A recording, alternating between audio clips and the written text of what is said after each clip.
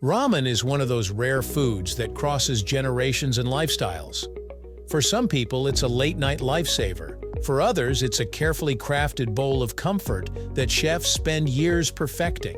It's cheap, it's fancy, it's global, and somehow, everyone has their own version of it.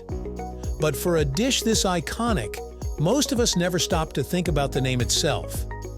Where did the word ramen come from? Why that name? And how did it attach itself so strongly to a food that has evolved so many times across cultures? The journey behind this simple word is surprisingly deep, stretching across borders, languages, and centuries. Today we're breaking down and answering the question, why is it called ramen? We're unpacking that entire story so you finally understand right here, on History of Simple Things.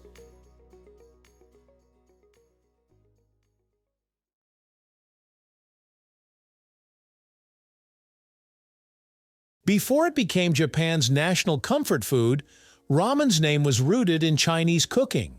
In fact, the earliest versions of what would eventually become ramen weren't even called ramen at all. They were based on a Chinese noodle dish known as Ramen. Ramen literally means pulled noodles, thanks to the technique used to make them, stretching and folding dough until it turns into long, even strands.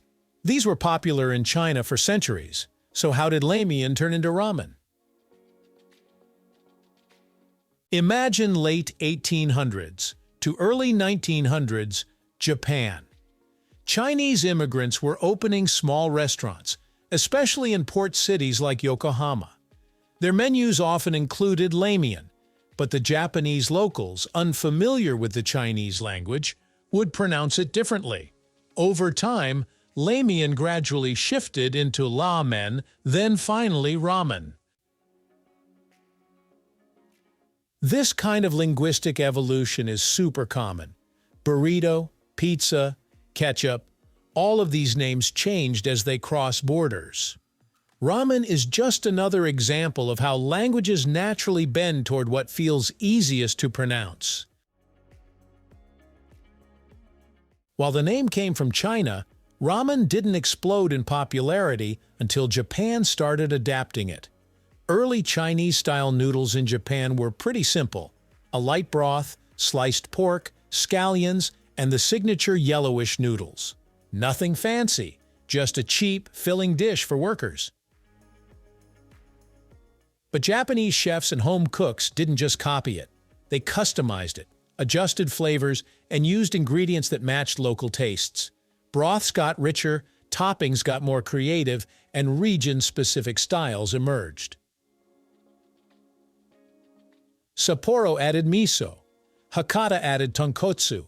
Tokyo kept its shoyu base. These weren't accidental changes. They were deliberate attempts to make the dish feel more Japanese. Over time, ramen shifted from being a foreign food to becoming everyday comfort food in Japan.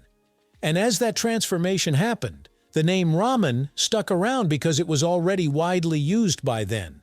So while the DNA is Chinese, the identity, what the world now calls ramen, is undeniably Japanese. Let's break down the word itself. Why ramen? Why those particular syllables? The most accepted explanation is that it evolved from ramyeon, but some scholars argue that ramen may have also been influenced by another Chinese term, lao mian, meaning strained noodles. In certain regions of China, noodle makers use this phrase to describe the cooking process. As Chinese workers and cooks interacted with Japanese customers, the terms blended, shifted, and simplified. Japanese doesn't naturally use tones like Mandarin does, so tonal words get flattened. The L sound is also uncommon in Japanese, often shifting into an R sound. So ramen becomes a pretty straightforward transformation. What's interesting is that the name could have disappeared when Japan reinvented the dish. But instead, the borrowed name survived the evolution, almost like a small reminder of its hybrid roots. It's similar to how tempura came from the Portuguese word tempera, or how pan bread, in Japanese came from Spanish. Ramen joins the long list of global dishes shaped by historical collisions. When ramen eventually left Japan and took over the world, something unique happened. The name didn't change. Think about it. Sushi changed slightly in pronunciation depending on the country. So did tempura, kimchi, pho, and even curry. But ramen stayed ramen. Whether you're in Manila, New York, London, or Seoul, it's still called ramen. Why did it stick so well? Two reasons. First, instant ramen made the word easy to export. In 1958, Momofuku Ando invented instant ramen, and suddenly people everywhere had reason to say the word ramen on a daily basis. The branding was simple and unforgettable, and that pushed the name into global vocabulary. Second, the word is fun and easy to say. 2 syllables, no hard consonants, a rhythm that feels almost musical. In marketing terms, ramen is just a perfect word. As ramen shops grew worldwide, nobody felt the need to rename the dish. The name was already iconic. From anime references to memes to ramen challenges, you say the word ramen, and everyone instantly knows what you mean. At this point, ramen is more than just noodles. It's a cultural symbol. It represents comfort, creativity, and convenience, whether it's a budget-friendly meal or a carefully crafted bowl. For students, it's survival.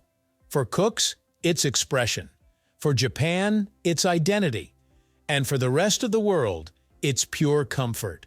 A single word carrying all that weight shows how powerful the name has become. Ramen tells a story of migration, adaptation, and global influence. Proof that some of the best foods in the world are born from cultures blending together. So why is it called ramen? Because the name reflects a journey shaped by migration, language, and cultural blending. It began with Chinese noodle making, evolved into a Japanese comfort dish, and spread worldwide without losing its original sound. Ramen is simple, memorable, and packed with history. A name born in China, refined in Japan, and recognized everywhere. While many food names change across borders, this one stayed true. So the next time you enjoy a bowl, remember, you're tasting a dish that traveled the world and carried its story in a single unchanged word, ramen. Thank you for watching. If you have suggestions for our next video, feel free to share them in the comments below. We'll be sure to give you an acknowledgement for your contribution. If you enjoyed this video, please check out our other bingeable channels. Thank you for joining us on this journey through the history of simple things. Don't forget to like, subscribe, and stay tuned for more stories woven through the smallest details.